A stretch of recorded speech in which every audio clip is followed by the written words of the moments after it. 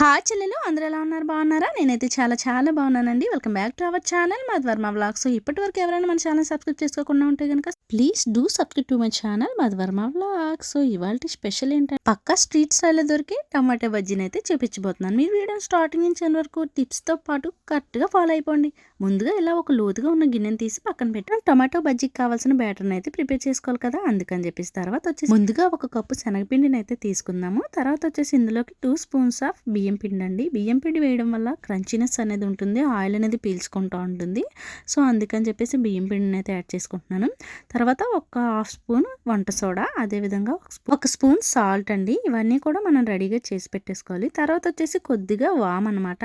మీకు వామ్ ఎక్కువగా కావాలనుకుంటే మీరు ఎక్కువగా యాడ్ చేసుకోవచ్చు. నాకైతే ఈ వామ్ అనేది సరిపోయిందండి. సో ముందుగా మనం రెడీగా ఉన్న లోతుగా ఉన్న గిన్నెలో మనం ముందుగా చూపించిన శనగపిండిని అయితే యాడ్ చేసేసుకొని 2 స్పూన్స్ ఆఫ్ బియ్యం పిండిని కూడా యాడ్ చేసుకుంటున్నాను. తర్వాత హాఫ్ స్పూన్ సాల్ట్, అదేవిధంగా నేను ముందుగా చూపించాను కదా కొద్దిగా బేకింగ్ సోడాను కూడా వేసుకుంటున్నాను. నెక్స్ట్ ఇంగ్రీడియంట్స్ వచ్చేసి వామ్ అనమాట. వామ్ని మనం బాగా క్రష్ చేసుకుంటూ వేసుకోవాలండి. డైరెక్ట్గా వేసేస్తే మనకి నోటికి తగులుతూ ఉంటుంది. ఇలా వేయడం వల్ల ఏంటంటే ఫ్లేవర్ అనేది పైకి తెలుస్తుంది అనమాట. సో తర్వాత ఈ విధంగా మొత్తం అంతా కలిసేలా ఒకసారి మిక్స్ చేసుకుని వాటర్ని అయితే అడ్జస్ట్ చేసుకుంటూ వేసుకోవాలి. ఒకేసారి వేసేసారంటే కనుక మనకి బ్యాటర్ అనేది లూజ్ అయిపోతుంది అనమాట. కొంచెం థిక్ కన్సిస్టెన్సీ, బాగా థిక్గానే ఉండాలి. బాగా లూజ్ అయిపోయినా కూడా మనకి టమాటా అనేది డిప్ అవ్వదు కదా. సో అందుకని చెప్పేసి ఈ విధంగా కన్సిస్టెన్సీ చూసుకుంటూ కొద్దిగా వాటర్ని యాడ్ చేసుకుంటూ బ్యాటర్ అనేది కొంచెం థిక్ కన్సిస్టెన్సీ వచ్చేంత వరకు బాగా బీట్ చేసుకుంటూ కలుపుతుంటూ ఉండాలన్నమాట. మనం బయట చూస్తూ ఉంటాం కదా, ఎంత బాగా బీట్ చేస్తే మనకు అంత బాగా వస్తుందన్నమాట స్ట్రక్చర్ అనేది. సో ఈ విధంగా బాగా బీట్ చేసుకుంటూ కలుపుతూ ఉండాలి. మనకి మెయిన్ టమాటా బజ్జీ ఎక్కడంటే మనం కలిపి పిండి ద్వారానే వస్తుందండి. స్ట్రక్చర్ ఎంత బాగా వస్తే మనకి ఫైనల్ టచ్ కూడా అంత బాగా వస్తుంది అనమాట. సో చూస్తున్నారు కదా, పిండి బ్యాటర్ అనేది ఈ విధంగా ఉండాలి. తర్వాత వచ్చేసి నేను ఇలాంటి పెద్ద సైజు టమాటాలని నీట్గా వాష్ చేసుకొని తడి అనేది లేకుండా తుడిచేసుకొని రెడీగా పెట్టుకున్నానండి. తర్వాత ఇందులోకి మనం కార్న్ఫ్లవర్స్ని కూడా యాడ్ చేసుకుంటున్నాము.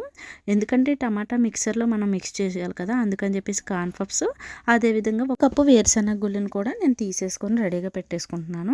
ఇప్పుడు మనకి మెయిన్ ఏంటంటే మనం బజ్జీలు వేసేసుకుందాము. ముందుగా ఇలాంటి ఒక బాండీ పెట్టేసుకొని మీకు డీప్ ఫ్రైకి సరిపడగా ఆయిల్ని అయితే యాడ్ చేసేసుకోండి. ఇక్కడ మెయిన్ నేను చేసిన ఒక చిన్న మిస్టేక్ ఏంటంటే ఆయిల్ హీట్ అవ్వకుండా కార్న్ఫ్లవర్స్ అనేది వేసేసానండి. సో మీరైతే చూసి ఆయిల్ హీట్ అయ్యాక మాత్రమే వేయండి. నేనైతే ఒక చిన్న మిస్టేక్ చేసేసాను. సో ఫైనల్గా అయితే ఆల్రెడీ హీట్ అయితే అయ్యింది చూస్తున్నాను, బట్ కానీ ఇంకా హీట్ అవ్వలేదన్నమాట. సిమ్ టు లో ఫ్లేమ్లో అడ్జస్ట్ చేసుకుంటూ వేయాలి. సో చూస్తున్నారు కదా, వేసేసిన వెంటనే కార్న్ఫ్లవర్స్ అనేది ఆయిల్ని పీల్చేసినాయి. సో మీరు అలా ఎప్పుడు వేయొద్దండి. కార్న్ఫ్లవర్స్ ఎప్పుడైనా ఆయిల్లో వేసిన వెంటనే పాప్కార్న్లో వెంటనే పైకి వచ్చేస్తుంది అనమాట. అదొకటే చిన్న మిస్టేక్, బట్ కానీ బాగానే వేగినాయి. ఎందుకంటే నార్మల్ హీట్లో కొంచెం హీట్ అయింది అంతే ఆయిల్ అనేది. సో తర్వాత వచ్చేసి ఈ కార్న్ఫ్లవర్స్ అన్నిటిని కూడా ఒక ప్లేట్లోకి అయితే తీసేసుకోవాలన్నమాట. ఇక్కడ ఒక చిన్న టిప్ ఏంటంటే ఆయిల్లో మనం చిన్నగా చింతపండుని వేస్తే కనుక మనం ఎప్పుడైనా బజ్జీలు వేసేటప్పుడు కానీ ఆయిల్ అనేది పీల్చకుండా ఉంటుందన్నమాట. అదొకటి నేను చెప్పడం మర్చిపోయాను.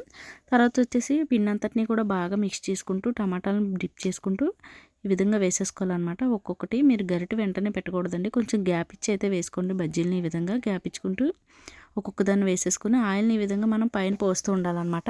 అప్పుడు పైన కింద విధంగా ఆయిల్ని వేస్తూ ఉండడం వల్ల లోపల వరకు కూడా టమాటా అనేది ఫ్రై అవుతుంది అనమాట. పచ్చివాసన అనేది తెలియదు. సిమ్ టు లో ఫ్లేమ్లో పెట్టిన వల్ల నేను చూసారు కదా ఎంత గోల్డెన్ బ్రౌన్ కలర్ వచ్చేసినాయో. ఈ విధంగా వచ్చేసి మనకి పిండి పర్ఫెక్ట్గా ఫ్రై అయిపోయిందంటే కనుక మీరు తీసేసుకోవచ్చు. మీరు చిన్న చిన్న టమాటాలన్నా యూజ్ చేయొచ్చు. మనకి షేప్ కరెక్ట్గా రావాలి, అవుట్ఫిట్ బాగా రావాలని చెప్పేసి నేను కొంచెం పెద్ద సైజు టమాటాలను అయితే తీసుకున్నాను అనమాట. సో ఫైనల్గా మన టమాటాలు అయితే ఫ్రై అయిపోయినాయి. ఒక ప్లేట్లోకి అయితే తీసేసుకోండి ఈ విధంగా. సో చూసారు కదా ఎంత బాగా ఫ్రై అయినాయో. తర్వాత వీటిని మధ్యలోకి అయితే కట్ చేసేసుకోవాలన్నమాట. ఎందుకంటే మనకి మనం టమాటా బజ్జీ లోపల స్టఫింగ్ కోసం ప్రిపేర్ చేయాలి కదా, అందుకని చెప్పేసి ఈ లోపల ఉన్న టమాటాలు అన్నిటిని కూడా ఒక లోతుగా ఉన్న బౌల్లోకి అయితే ట్రాన్స్ఫర్ చేసేసుకోవాలి. పైన పీల్ ఉంటుంది కదండి, ఆ పీల్ని అయితే తీసేసుకొని పక్కన పడేసుకోవాలన్నమాట. ఈ డొప్పలా ఉంది కదా, వీటిని అయితే మనం పక్కన పెట్టేసుకోవాలి. అందులోకి మనం స్టఫింగ్ అనేది వేయబోతున్నాం కదా. తర్వాత వచ్చేసి టమాటాలు అన్నిటిని కూడా ఇలా వేసేసుకుని వీటిపైన ఉన్న పీల్ మాత్రం తీసి పాడేయాలండి. లోపల గుజ్జును మాత్రమే మనం బాగా స్మాష్ చేసేసుకుని, మీకు వీలైతే మీరు క్రషర్తో క్రష్ చేసుకోవచ్చు. నేనైతే ఆల్రెడీ మెత్తగా ఉడికిపోయినాయి కాబట్టి చేతితో మెదిపేసుకున్నాను అంతే. సో వీడియోలో చూపిస్తున్నట్టుగా ఈ విధంగా తొక్కలను మొత్తాన్ని కూడా తీసేసుకోవాలి. పీల్ తీసేసుకొని మెత్తగా పేస్ట్ లాగా అయితే చేసేసుకోండి. చేతితో మెదుపుకుంటే మెదిపేసుకోవచ్చు, లేదంటే క్రషర్ యూజ్ చేయొచ్చు. ఈ విధంగా అన్నిటిని కూడా పీల్ తీసేసానండి. సో చూస్తున్నారు కదా, ఫైనల్గా ఈ విధంగా అయితే మొత్తం స్మాష్ చేసేసానండి. తర్వాత వచ్చేసి కార్న్ఫ్లవర్స్ అనమాట. ఆల్రెడీ కార్న్ పఫ్స్ని అయితే ఫ్రై చేసేసుకున్నాం కదా, అదేవిధంగా వేరుశనగ గుళ్ళు మొత్తాన్ని కూడా ఇందులోకి యాడ్ చేసేసుకోవాలి. మీ దగ్గర ఉంటే మరమరాలను కూడా యాడ్ చేసుకోండి. ఆల్రెడీ నా దగ్గర మరమరాలు ఉన్నాయి. అదేవిధంగా 2 ఆనియన్స్ని కూడా కట్ చేసి వేసుకున్నాను. ఆనియన్స్ వేయడం వల్ల కూడా టేస్ట్ అనేది చాలా బాగుంటుంది. సో ఫైనల్గా అన్నీ వేసేసుకొని ఒక స్పూను సాల్ట్ని అయితే యాడ్ చేసుకోండి. అదేవిధంగా ఒక స్పూన్ కారాన్ని కూడా యాడ్ చేసేసుకొని, అలాగే కొద్దిగా చాట్ మసాలాను కూడా యాడ్ చేసేసుకొని మొత్తాన్ని కూడా బాగా మిక్స్ చేసుకోండి. మీకు కావాలనుకుంటే ధనియా పౌడర్, జీలకర్ర పౌడర్ అలాంటివి వేసుకుంటే వేసుకోవచ్చు, లేదంటే అవసరం లేదు. ఇది ఎందుకంటే టమాటా బజ్జీ మిక్చర్ కాబట్టి ఈ ఇంగ్రీడియంట్స్ అయితే సరిపోతాయండి, ఎక్కువగా యాడ్ చేయాల్సిన అవసరం లేదు. సో మొత్తం అంతా మిగిలిన ఇంగ్రీడియంట్స్ అన్నీ మొత్తం కలిసేలాగా క్రష్ చేసుకుంటూ కలుపుకుంటూ ఉండాలి. బాగా ప్రెస్ చేస్తూ కలిపేస్తే కనుక గుండగా అయిపోతుందండి. ఆల్రెడీ మనం టమాటా డైరెక్ట్గా వేసేసాం కదా, మీరు కావాలనుకుంటే కట్ చేసి వేసుకోవచ్చు. సో మొత్తం మసాలాలన్నీ సరిపోయినాయో లేదో చూసి కొద్దిగా కారం, కొద్దిగా సాల్ట్ కూడా పడిందండి, నేను వేసుకున్నాను. మీరైతే అడ్జస్ట్ చేసుకుని వేసుకోవచ్చు.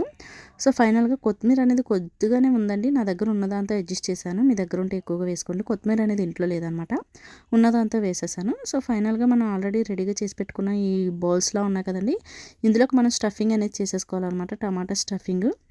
సో మనకి ఫైనల్ స్ట్రక్చర్ అనేది ఇక్కడే వచ్చేస్తుంది. మీరు ఎంత స్టఫింగ్ బాగా చేసుకుంటే అంత బాగుంటుందన్నమాట చూడడానికి కూడా. మీకు కావాలనుకుంటే లాస్ట్లో నిమ్మకాయని కూడా పిండుకోండి. నాకు నిమ్మకాయ అంతగా నచ్చదు, సో అందుకని చెప్పేసి నేను వేసుకోలేదు. సో ఫైనల్గా వచ్చేసి మనకి టమాటా స్ట్రక్చర్ అనేది వచ్చేసి పక్కా స్ట్రీట్ స్టైల్ టేస్ట్ అనేది కన్ఫర్మ్గా వస్తుందండి. మీరు ఒకసారి ట్రై చేయండి ఇంట్లో ఉన్న ఇంగ్రీడియంట్సే పెద్దగా ఎక్కువేం పట్టలేదు కదా, ఒకవేళ ఉంటే ఉన్న వాటితో వేసుకోండి, లేదంటే లేదు. బట్ ఫైనల్ లుక్ అయితే ఎలా ఉందండి, చాలా బాగుంది టేస్ట్ అనమాట. లాస్ట్లో వచ్చేసి ఇలాంటి ప్లేట్లో సర్వ్ చేసేసుకున్నాను. మన ఇంట్లో క్యూట్గా ఉంటాయి కదా, ఇలాంటి ప్లేట్స్లో అయితే సర్వ్ చేసేసుకోండి. ఫైనల్గా వచ్చేసి పైన మళ్ళీ కార్న్ పఫ్స్ని కొద్దిగా యాడ్ చేసేసుకుంటూ, అదేవిధంగా వేరుశనగ గుండు కూడా పైన వేసేసుకున్నానండి. నా దగ్గర వచ్చేసి కొత్తిమీర అనేది కొద్దిగానే ఉందని చెప్పాను కదా, సో ప్లేటింగ్ కోసం కొంచెం పక్కన పెట్టేశాను అనమాట. పైన ఇలా అయితే వేసేసాను. మీకు నచ్చితే కనుక ఒకసారి ట్రై చేసి సబ్స్క్రైబ్ చేసుకో. మరి ఉంటాను.